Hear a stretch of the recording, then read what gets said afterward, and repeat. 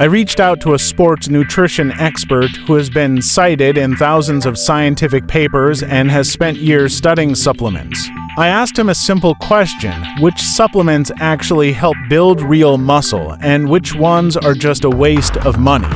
The goal was to find out which products deliver real gains without causing harmful side effects. Some of the results were so impressive that people often compare them to steroids. To make this even more interesting, I decided to test the top-ranked supplement on my friend Dennis, and what happened was shocking.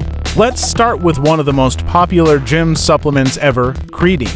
Creatine is known for producing fast, noticeable results. It works by pulling water into your muscle cells, which makes muscles look fuller and more pumped in a short time. But it's not just a visual effect. Research shows that creatine also improves strength and power, and over time, it helps build actual muscle tissue.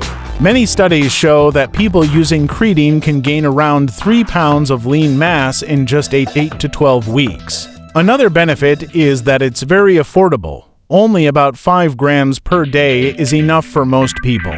However, one big concern people often have is whether creatine causes hair loss.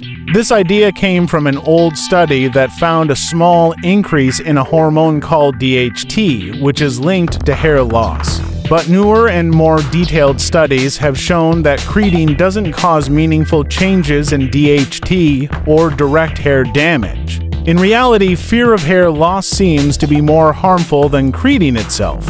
Another important thing, too, is the form of creatine you use. Many companies now sell creatine in gummy or candy form. The problem is that when creatine sits in liquid for too long, it breaks down into a useless compound.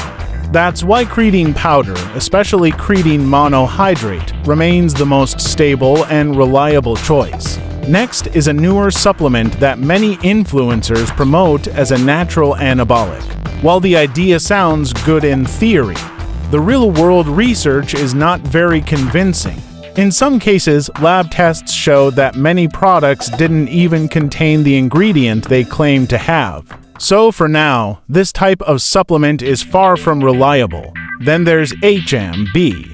Early studies made it look like a miracle supplement, but later reviews couldn't confirm those extreme results. For experienced lifters, its effects appear very small. Beginners may see a slight benefit, but nothing dramatic. Now let's talk about protein powder.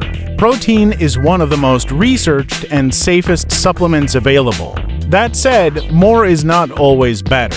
If you're already getting enough protein from food, extra shakes may not add much to your progress. But if your daily protein intake is low, supplementing with protein powder can significantly help muscle growth. For a long time, people believed whey protein was far superior to plant-based protein. Newer long-term studies now show that as long as total